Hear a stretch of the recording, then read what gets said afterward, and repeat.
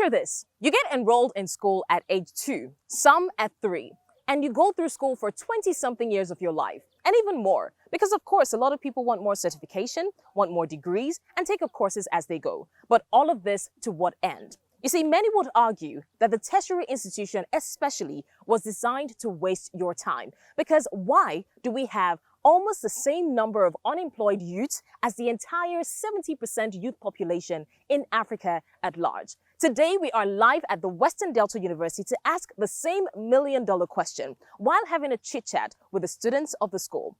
Is school a scam? Welcome to Fafanua Africa. This is a youth-based show where we spotlight the youths, talk about their challenges and the burning questions in their minds, and prefer possible solutions to these questions as well. I am Blessings Wosugu, your host on the show. Get ready for an insightful, exciting, and witty conversation. Don't go anywhere.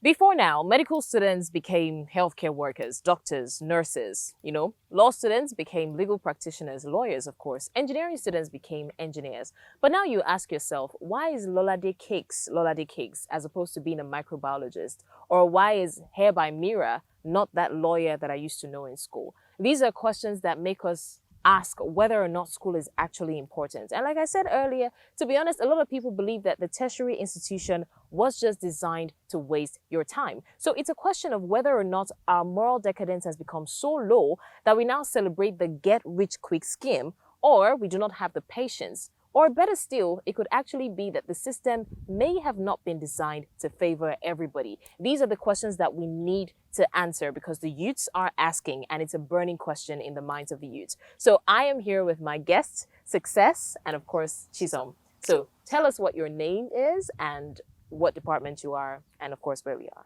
My name is Fafanua Africa. I'm studying mass communication, and I school in Western Delta University, Oghara, Delta State. So I am Ayose Success. I'm a student of Western Delta University, Oghara, Delta State. All right, great. So obviously we are in Delta State and we want to find out, is school a scam, right? Success, you can't wait to talk. So let me hear from you. What do you think? Okay, so school. Yes, school is a scam, or should I say, in our popular local language, school na scam. Because growing up, we went through different levels of education. We had to go through KG, primary, and secondary. And we went through almost the same topic. In English, you must always see vowel sounds in almost all the English topic. And growing up, you must have the idea of, okay, yes, it's a vowel sound, so yes, I can add A to E to T. You already have a spelling. And so pronunciation was done during the more early stage of education. And so we now coming to the university, said we are coming for a higher and more better education. It's not worth it, I will say. If everybody is to get a good education, I am very sure there will be no market woman or a market man or a business person out there selling tomato and fresh pepper. There will be no Yahoo boy on the streets. School that scam. I know my dad is going to watch this and is going to say, Success, you are saying this. School that scam, I beg. Okay. All right, so do you believe that as well? No. School is a waste of time? Personally, no. Why? Because growing up, I used to admire people. Chamanda, there is Wole Soyinka, there is this man, Delegiwa. They were educated, sorry. So growing up, I'm like, I want to become like this person. And I know that the only way I can become like this person is to go to school, finish, get this degree. Why would you say school is a scam? There are places you will go, you will need your education, your bag, everything. Because you will see, okay, Yahoo, let's say Yahoo, you cannot speak English. What are you doing there? But with the help of Google Mic, you can now pronounce and say words that will be written. Excuse me. If you are not educated, you cannot use it. That's why we have, what do people call it in English? They say, manual, me the guide person. How will you read manual without being educated? Drawings also can help you learn things. But in all honesty, we see people who are not in school, but they know the basic English language. Basic English language, yeah. Like, how are you? I'm fine. How are you? There are places you would go to, basic English language won't help you. If you travel out, that English you will hear, you will be confused at first. Like, will you But go do there and you be know, do you speaking know that if you broken? have all your certification complete, even in Nigeria, you can travel out and still hear some English that will confuse you? That's where you will learn. Okay, so Oh, I want to please. share a very funny story. So we were in church one Saturday for Riaza, and so I was told to make a prayer, a closing prayer. So there was this word I heard from this movie. The word was so catching. I was really like, God, I have to learn this word and then pronounce it. So when I was praying, I was rounding up the prayer and I used the word. And I was like, in Jesus' name. I cannot really remember the word anymore because it sinks out. And so when I was done praying, somebody walked up to me and was like, so you should see the go school. So Do you remember the word that you used? I cannot.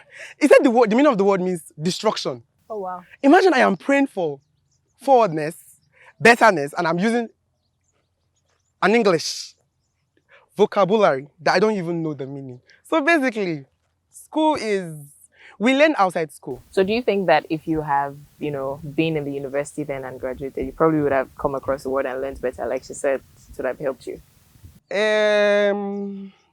Yes, but at the same time, we have self-learning. So the mistake I made was I really did not do my research concerning the word. If I'd asked 2 or 3 persons, my guy, see English, make I hear, let me check them out. Excuse me. The people you are going to ask, they're educated. You don't really have to be educated to know a Please, meaning there's to a a word word. you heard from the TV. So you're asking people. A dope person cannot tell you the meaning of this word. There's no how. Have you seen a group of bike men gathering a newspaper spot? Do they speak English, please? And they're like, Tinubu stole several billion. And they're like, nah, it saves the body. They don't really actually know what Excuse me, embezzlement of for me, money I feel means. like education stops ignorance. It does. Personally, because there are people you will see, they will talk and be like, I wish this person was educated. He won't be saying this thing. I don't care about the money, okay? Going to school is too far, make quick money, but there are things you need to learn, and it's only education that will give you that. But don't you think people are not concerned about ignorance? They're more concerned about success. Success. Thank you. Success. Not his own success. No. Like Don't not worry, him. I can Okay, give you my generous. success. okay. Let's say you are a businessman and you're not educated or you're not educated. Then you have people under you. Your business will go down because personally, I know Nigerians, because you don't have the knowledge of running that business. You are depending on people to run it for you, and you are depending on educated people. They will eat you.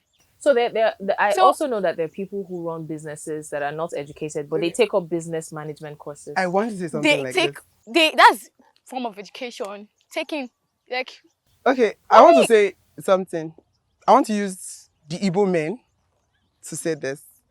At the age of 7, you see an Igbo child in his uncle's shop selling. Emeka, corn oil. Now 7,500.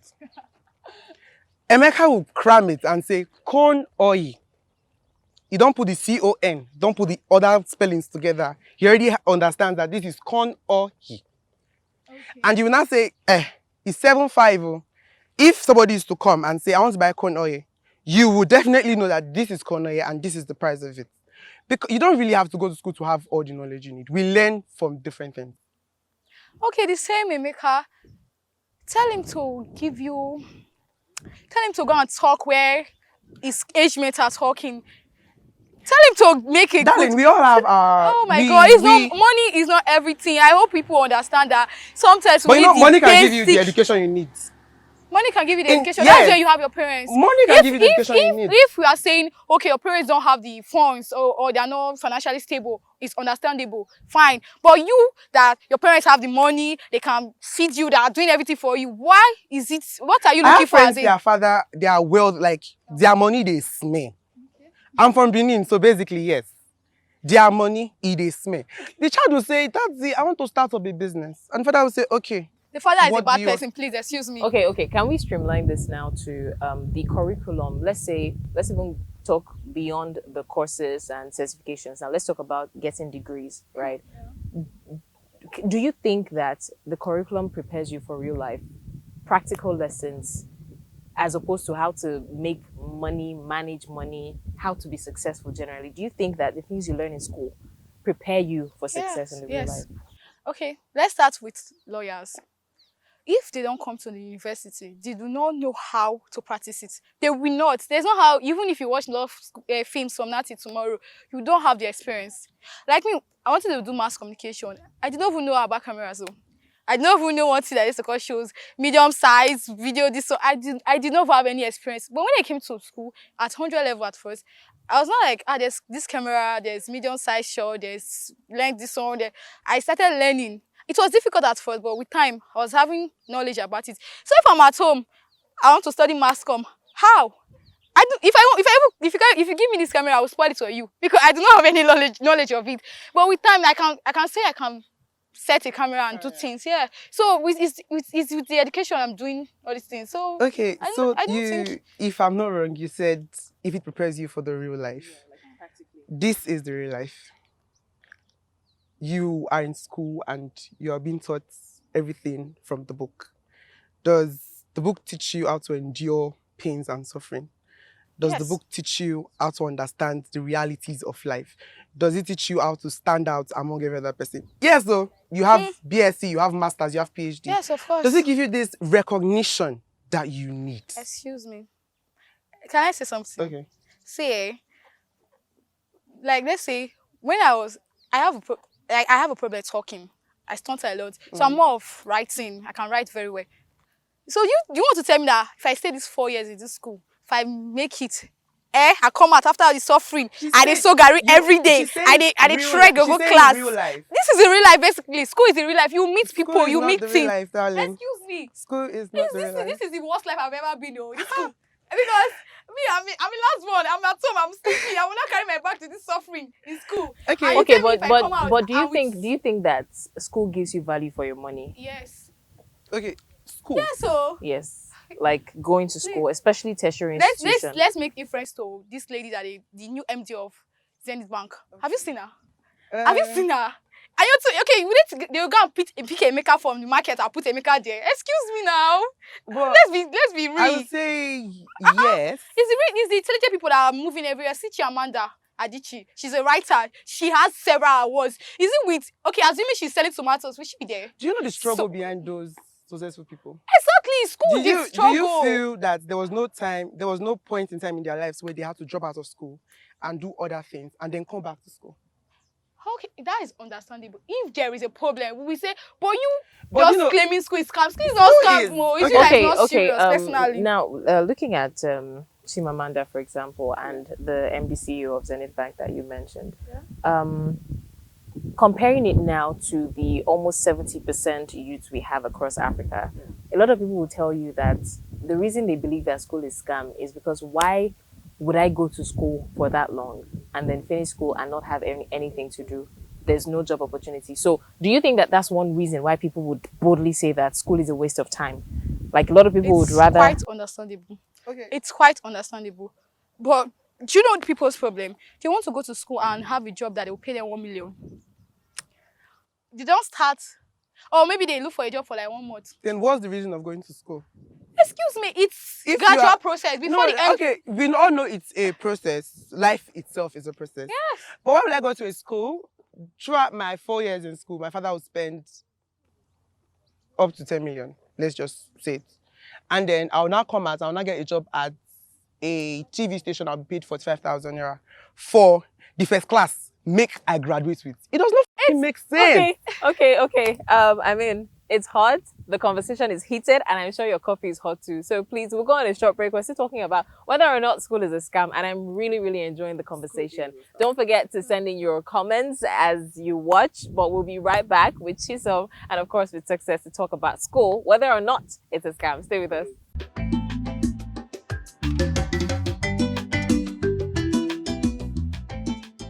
Thanks for staying with us. We're still asking the question, is school a scam? Chisholm seems to think that school is not a scam, but Success thinks a little otherwise. So we're going to continue the conversation now. So, Success, let me ask you, do you think that if things were better, let's say the government made job opportunities available, or, the school system was not as stressful, do you think it would have been easier?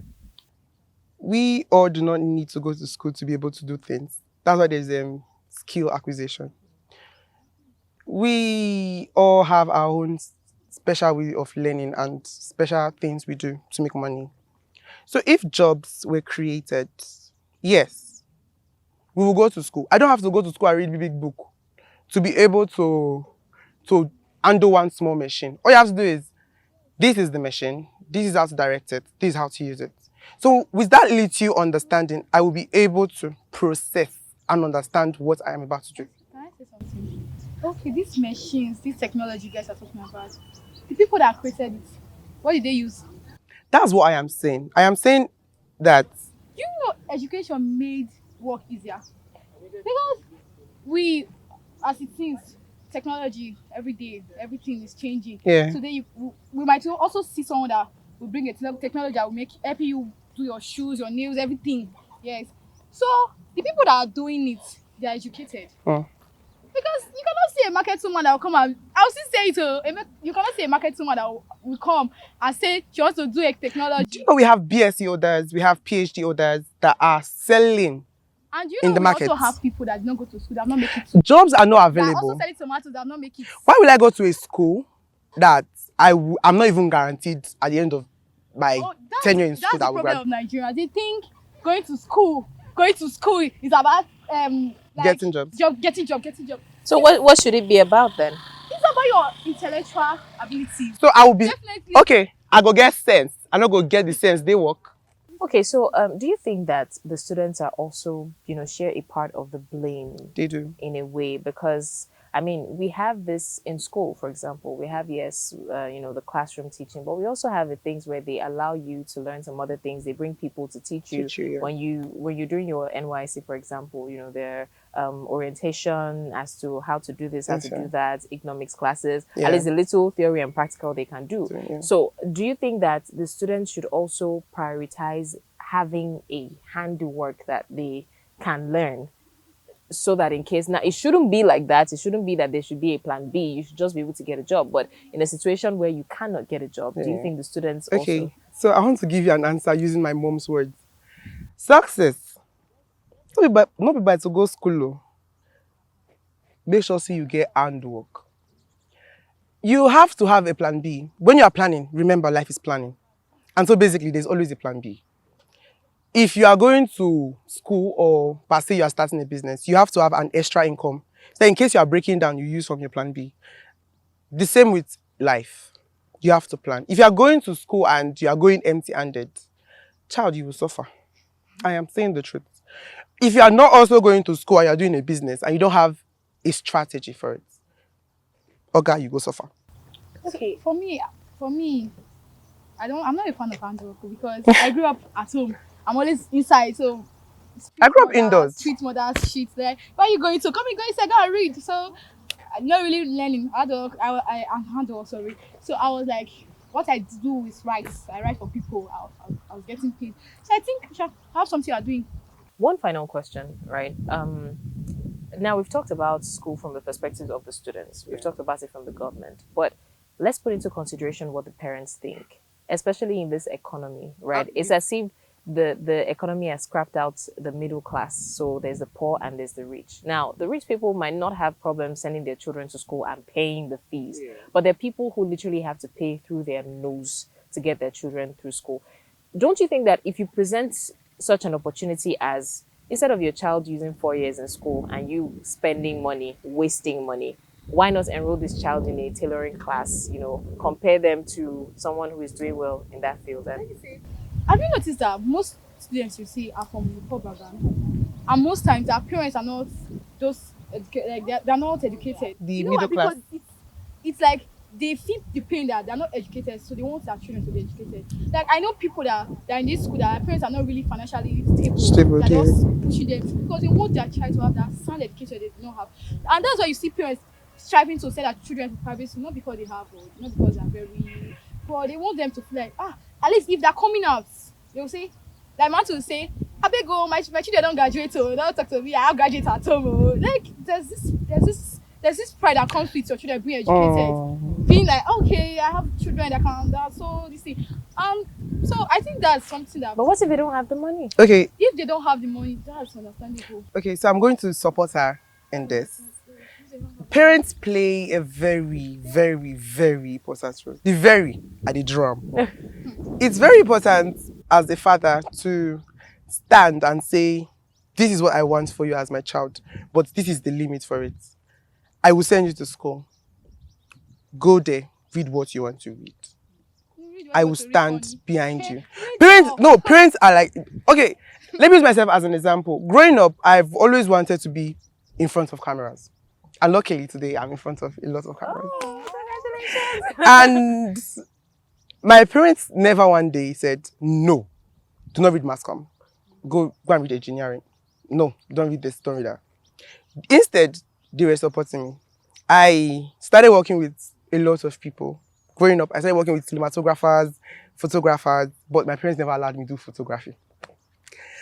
So they stood behind me and told me, this is what we want you to do. Go to school, read what you want to read, become good at it, and then come out and make us proud. I would say my parents are from the middle class family. And my dad is a policeman. My mom is a teller. And they all want their kids, like they both of them want us, their kids, to become successful. You get? So they're already saying, go to school. Read what you want to read. We're not telling you now, read because I wanted to read this. But read it because you love it. Now, once you are done, come out and then say, I have a first class because I wanted it.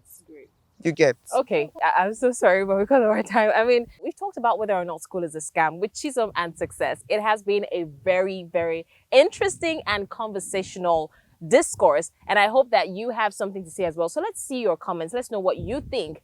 Is school a scam or not? Stay with us. It's still Fafanua Africa. We'll be right back.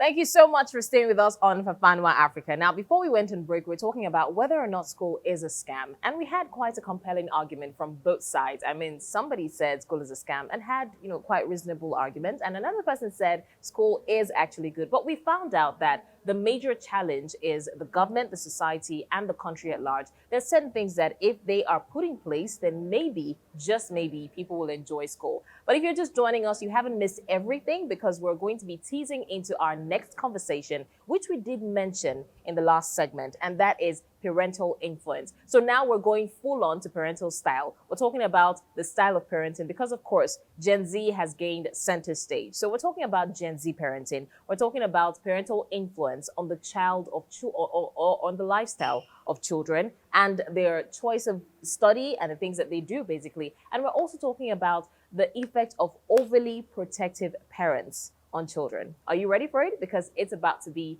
a very insightful conversation. And with me are two students of Western Delta University, and I will allow them introduce themselves. Can we meet you? All right, my name is Mutite Desri Niger. I'm a student of Western Delta University, and I am studying computer science. Okay, how about you? Okay, my name is Uche Chama Angel. I'm a student of Western Delta University and I'm studying mass communication. Nice. Thank you so much for being with us.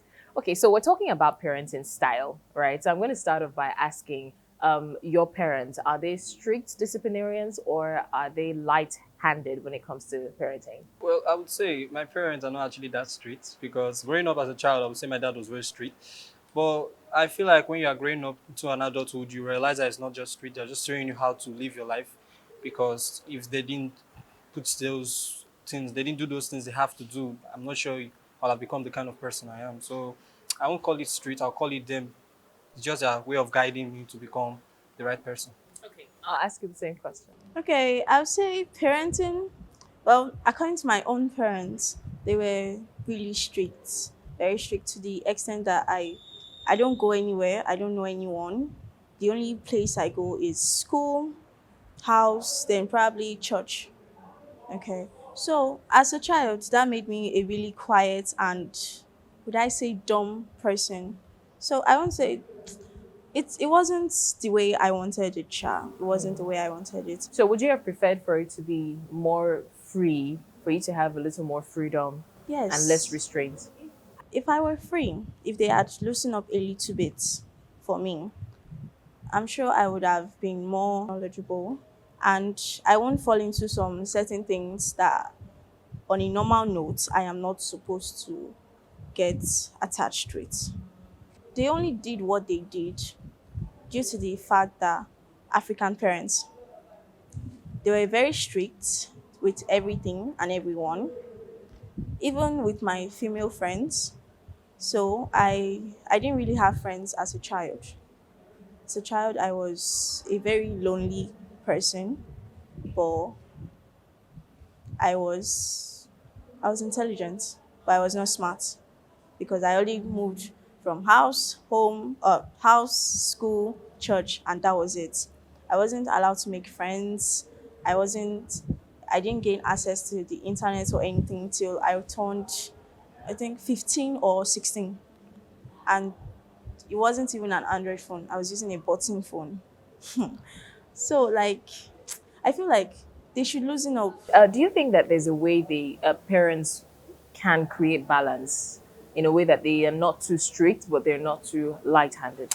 Well, that is where communication comes in. I feel like if you have good communication with your children and your children have good communication with you, that everything will be okay. Because I feel like if I should talk to my mom and we have this understanding, we understand each other, I'll be able to understand some certain actions they take.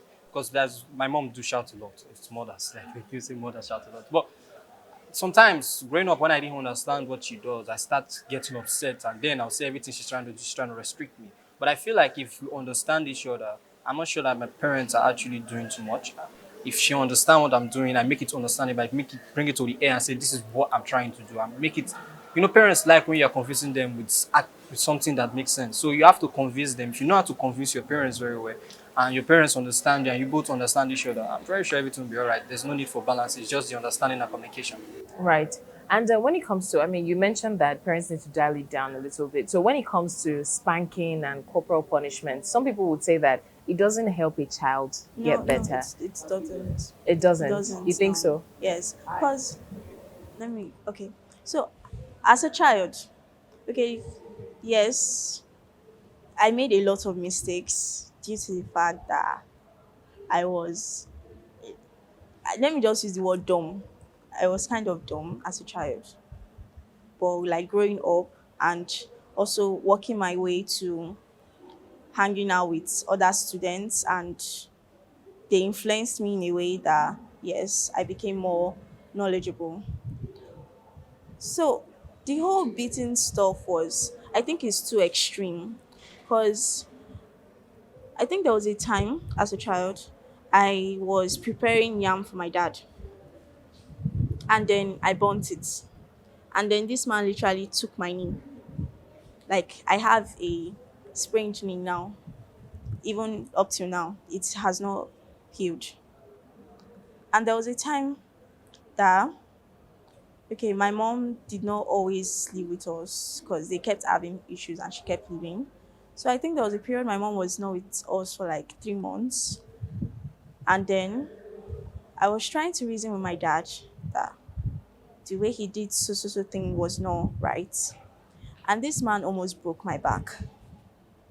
Sure, he's my father, but your communication and your relationship with your child is very important. It's not really about beating, and you're not actually imparting anything on them. You're not imparting. If I could tell my dad to his face, I have a lot of things to say. If I could tell him to his face, yeah, I know. So like, this man dealt with me. It was as if I was a pain in his back, but like he still does what he does. Trains me to school and all. Me going to school is supposed to be a very fun thing and really nice experience. But my dad has made it something that if I do not, if it doesn't work out, that is over for me. He's making it very clear for me that he would not help me or lend a helping hand to me in any way if I don't work my way through this school. So if you could tell him to his face, you can't, but if you could, what If would I you could say? tell him to his face, I'll be like, he should, in his next life, he should not be strict, or he should not just come in his next life. Because the next child that will be with him, probably this time around, is the child that will break his bone. Okay, you were Okay, going to say I something. actually feel that it's not just by beating the children. Though I know children can be very frustrating. I'm not going to say because I'm a child, I don't want them to beat me. It's just a way of escaping. But I want to look at it in two angles. I have younger ones, and I see the way they get annoying. And sometimes I'm tempted to slap them. But what I'm going to do is that I'm just going to overlook. So I feel like parents have other ways of handling children if they do something. I mean, if you look at the Western world, the other country, I'm not trying to contradict my own country, but if you look at America, US, I don't see them beating any child, but yet the child come out to be very successful, most of them. But Okay, Nigeria, but some people would argue that because they would say that children that grow up becoming a nuisance in society are those that were not really disciplined. A lot of people in the older generation will tell you that they appreciate their parents' discipline, that if not for the flogging, the spanking, they won't be who they are today. So, actually, being who you are is not about your spanking, being spanked or anything. I don't feel like that is the reason. I would say appreciate my dad, though he's late, he's dead. He's so rest in peace. But I will appreciate him for the things he did.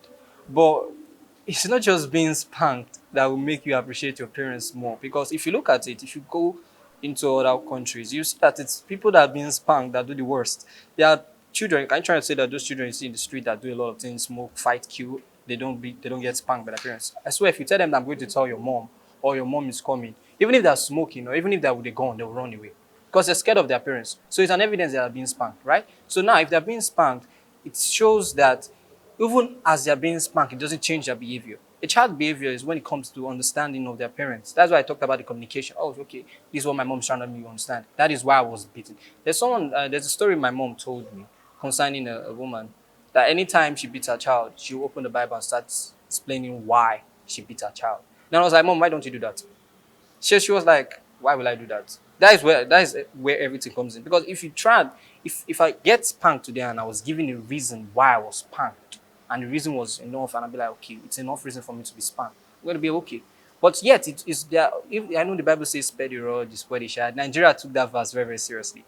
But if you look at it, it doesn't actually change anything. For real. okay, so there's a thing about not overly spanking children so it doesn't become abuse. But then there's also the part of, because let's be honest, they're now Gen Zs who are parents, right? We now have Gen Z parents. So a lot of these Gen Z parents do not want to train their children the way their parents trained them, that's discipline them, overly flog them. They feel like it's unnecessary. But because of that, some of them have now given too much levity to these children. So you hear a 2-year-old telling an elderly person, "What will you do to me? I'll talk to you how I want." They seem rude, they seem disrespectful, and a lot of people blame it on the parents. That they even say things like babies are now raising babies because Gen Z parents, literally, some people feel like they don't know what they're doing when it comes to raising children. So how do you think we can create that balance? Because if we're saying that spanking is not the way to punish, and then children become so used to punishment by word and all that they now become rude, how do we create that balance?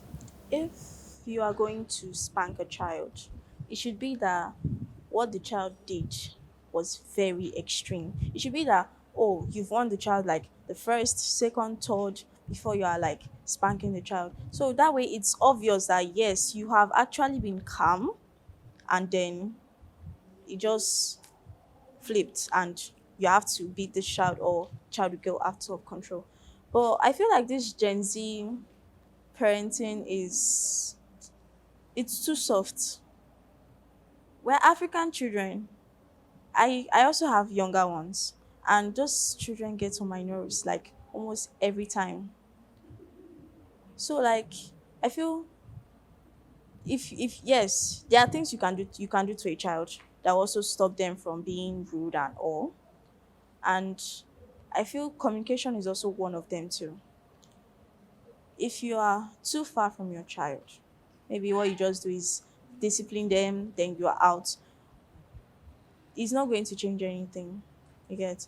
It's not going to change anything. I feel like you should have this closeness and conversation to the extent that this child can come to you, ah, mommy, there's this so thing, there's this boy, there's this girl, yes, there's this one of my friends that's trying to. Then as as a mother that you are, or a parent that you are, you would sit that child down friendly, because another thing is friends take more space in a child's life than their parents, because they are closer and they give that room that you can tell them anything, even though they might black you out, but like it's more free for you to speak with them. So I feel like parents should be like that. If you are that friendly with your child but still strict sometimes, your child will come out okay. Your child will come out well. Okay, we'll take a pause now. I want us to hear from the students of Western Delta University themselves when it comes to parental influence. Don't forget, we're still talking about parenting style. I want to see what they think about parents influencing the children's decisions.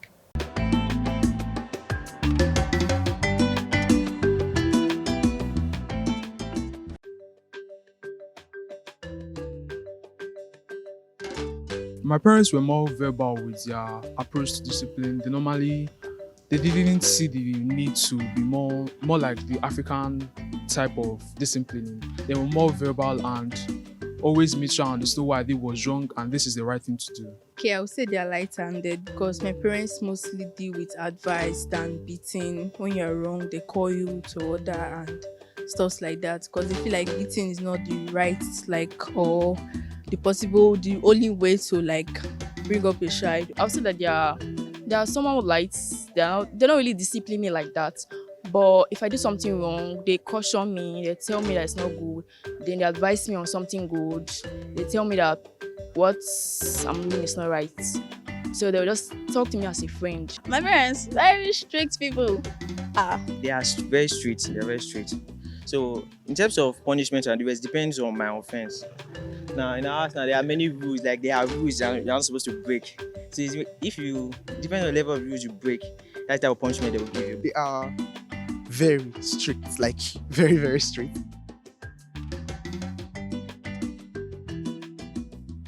My mom, like the way she shouted at me that day, man, like I know I think I broke a plate or I did something very bad that time, and then the way she shouted at me, I was like, is this really my mom? Like, this is my shouting at me, but she loved me. I cried that day like crazy. Yes. My dad was literally warning me that if that I'm born, I'm dead. So the I'm born and I have knee fracture now. Yeah, one time was when I wanted to write jam. Yeah, yes, like that money I was supposed to like pay, but like give me the place I was supposed to register.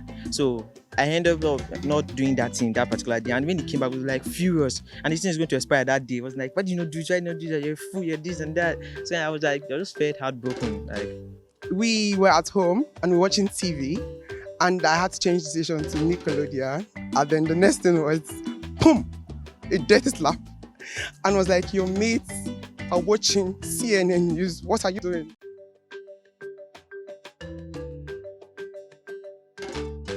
Yes, I am actually. I'm a nursing student, so I feel like nursing is something that I've always wanted to do as growing up as a child. I have an auntie who's a nurse and she's someone who I look up to and want to be like when I'm older. I'm studying what I want to study because nursing has always been my dream career to study. I always wanted to study what I'm studying, and they would always encourage me, even though I told them that it's hard, but they always told me that it's not always easy in life. I actually wanted to study law, but like there was no space for me when I came into the school, so I just went for mass comm. That was actually my second choice in case of anything. no, they didn't influence it. Like the course I'm studying now it was because of my friend, a friend of mine, Miss Sylvia. She's a graduate of medical laboratory science, so she was the one that made me to like love the course. Yes, I am proud of what I'm reading in school. I loved it right from childhood. I've always wanted to be a mass comm student because I grew up watching TV. So basically, I wanted to be in the spotlight.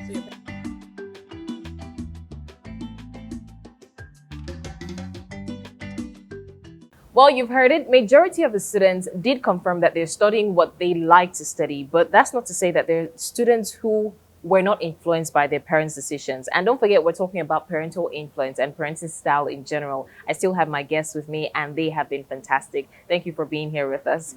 All right, so we've talked about Gen Z parenting, parenting style. I want us to drift a little towards parental influence. We see a lot of parents influencing their children's decision, especially, let's say, when it comes to what to study, what university to go, what degrees to have. What do you think about parental influence?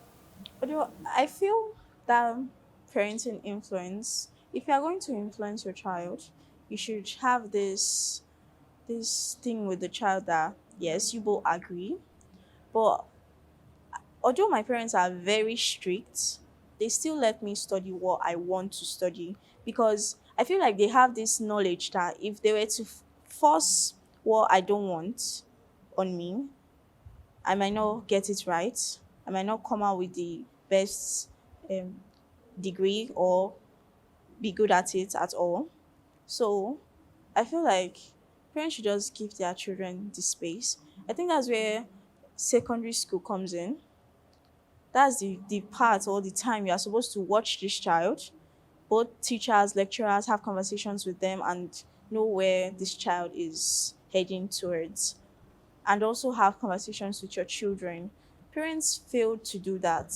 They just feel that they can just send you into school, just get so degree. There are many people who have gotten degrees that did not come from their heart or their mind, yes, and still didn't do well.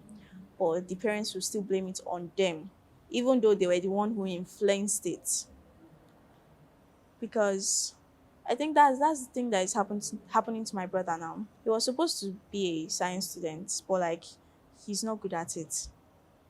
Although that's what he wanted. So like now he's forced to go to art. But he's good at that one. But that's not where his mind is. But I feel like if he goes further, or if my parents even try to push him further, he would do better. And then there's this other thing. I studied JUPEP, not of my own will. It was a very stressful and difficult year of my life. But my parents didn't even make it easy. They didn't make it easy at all. Including the lecturers, the lectures, everything was just somehow.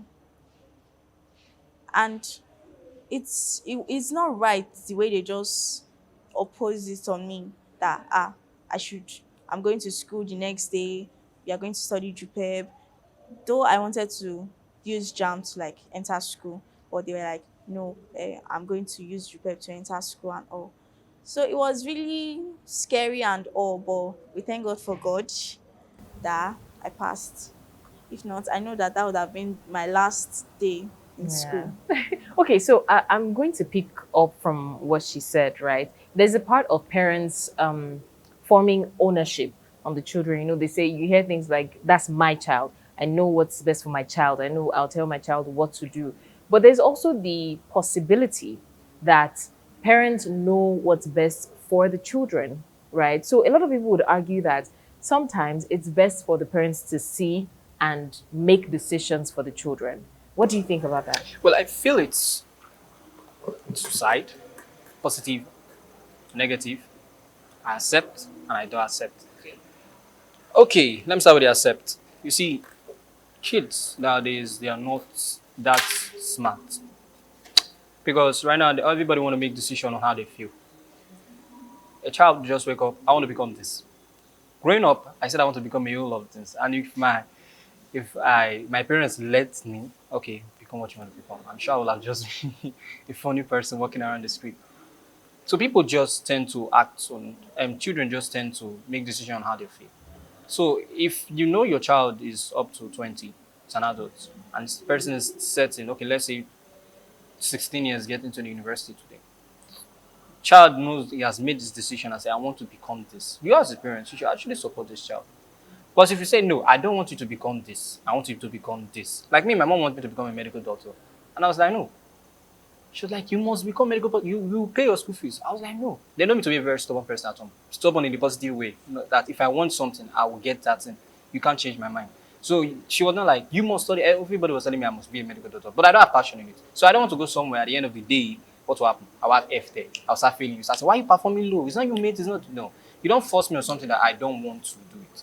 You get. That is where communication comes in. Like I said again, if you know for sure that this my child is going on the wrong path, okay, I say I want to become. I don't want to go to school. I just want to be a DJ. You as a parent, what are you gonna do? Be like, okay, my son, don't go to school, be the DJ. I support you 100%. It cannot happen in this country because everybody believes that, oh, you must have this certificate, you must have this certificate, you must have this. So that dream can die if you're not that careful. But the same way, you let this child know as a parent, this is what you're gonna do. Like me, I wanted to be an aeronautic engineer, aerospace engineer, and also a robotic engineer. I was so confused. My mom didn't know what to do. So she had to call someone, a mentor, a guy who is a computer personnel. I said, this guy told me, he said, I give you 2 months, sit down, weigh the three of them. Which one do you really like? If a parent can do that, or a parent can bring someone to tell that child to do that, at the end of the day, you see a result, a very positive result. When I wanted to start basketball, it was after my WAEC. My mom was like, so Nigel, what do you want to do? I was like, I don't know, basketball. She was like, eh? Come on, guys, for me to learn molding, how to mold cup, all this graphic design, tailoring, this, that. She was calling a series of things. I was like, I don't have interest in any of those things. She was so pissed that among everything I want to do with my time, I want to go and play basketball, learn how to play basketball. But like, yeah, I want to be a basketballer. She called everyone in the family, and everybody was opposing me. Why do you want to do that? Why? They know I'm very stubborn. Why do you want to do that? I said, it's what I want to do. If not, I will just sit down and do nothing. Then they were like, what is wrong with this? I mean, parents will still be scared of their own children's decision because why? They know that once a child has made up their mind, they cannot influence it if that child is standing on his ground. So my mom had to call everybody in the family. And then she called one of my aunties overseas. And when she called her, and my auntie was like, basketball is a very good thing. She made my mom understand where I will get to if I start playing basketball. And then you know what my mom said? Niger, how much for the basketball this thing? You see it? When it comes to parenting style, do you think that parents turn out the way they are because of how their parents were? Yes. And what do you think is the solution? Because if, let's say, my parents are very strict and I'm trying to make them see that this method doesn't work, and they keep saying my parents were like that with me, I grew up like that, and I'm completely fine, how do you then make them see it? For that, I don't really know how to make them see it. But like, to throw light on what you just said, I feel like you suffering as a child doesn't mean your child needs to suffer to become who you are. There are many ways to make that child a better person. And I still feel like you making that child suffer could also be the reason why we have a lot of stupid children on the streets.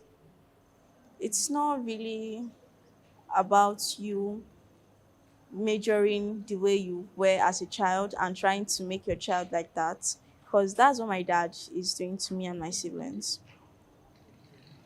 He used to tell us almost all the time that as he was a child, because my dad is an Igbo man, he used to tell us as a child that he used to carry 50 liter of gallon every morning before going to school. So I'm like, do you want me to go and be carrying gallon of water or kerosene every day to wear? So it's like our generation were very lazy. Were very lazy. But I feel like parents also have contribution to that.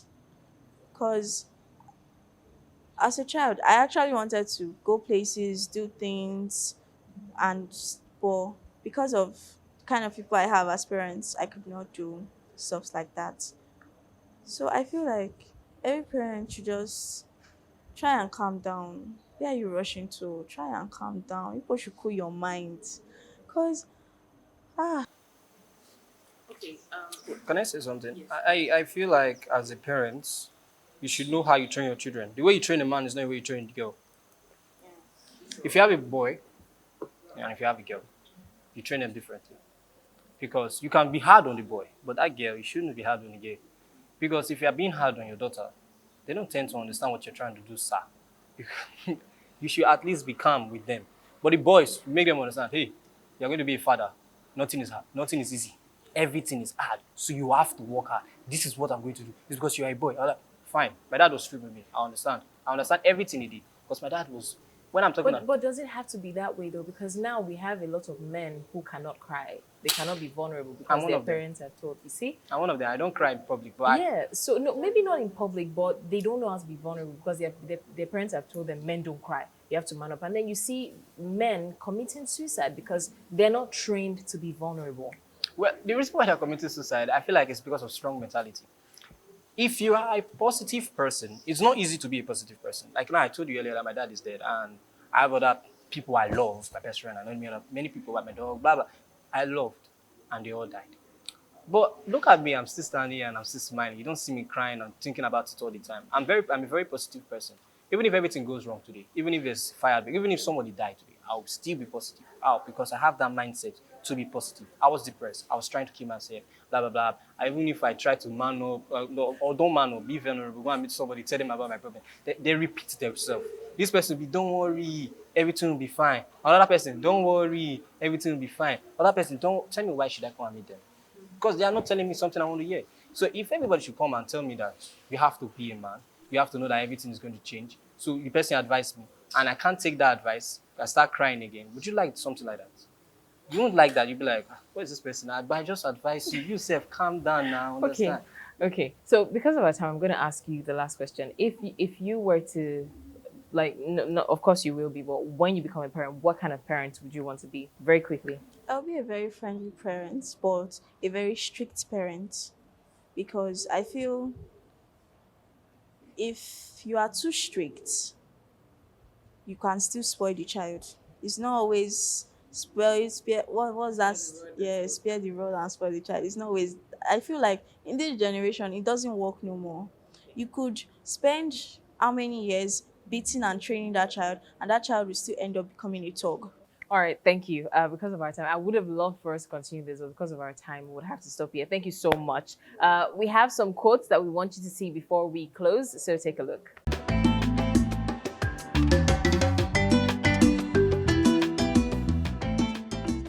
It's been a very interesting episode of Fafanua Africa right here at Western Delta University. We have extensively talked about parenting style, parental influence, overprotectiveness of parents, and my guests have done justice to that. Don't forget, it's a conversational show. So if you have anything to say, drop it in the comment section. If you were to say something to your parent right now, what would you say? And if you were to be a parent, what kind of parent would you be? Thank you so much for joining us on this episode of Fafanua Africa as we have talked about another issue that bothers the youth. And don't forget that you can join our subsequent episodes as we discuss issues that concern the youth as well. I'm Blessings Masugu, and it's been an absolute pleasure being your host on the show. See you again.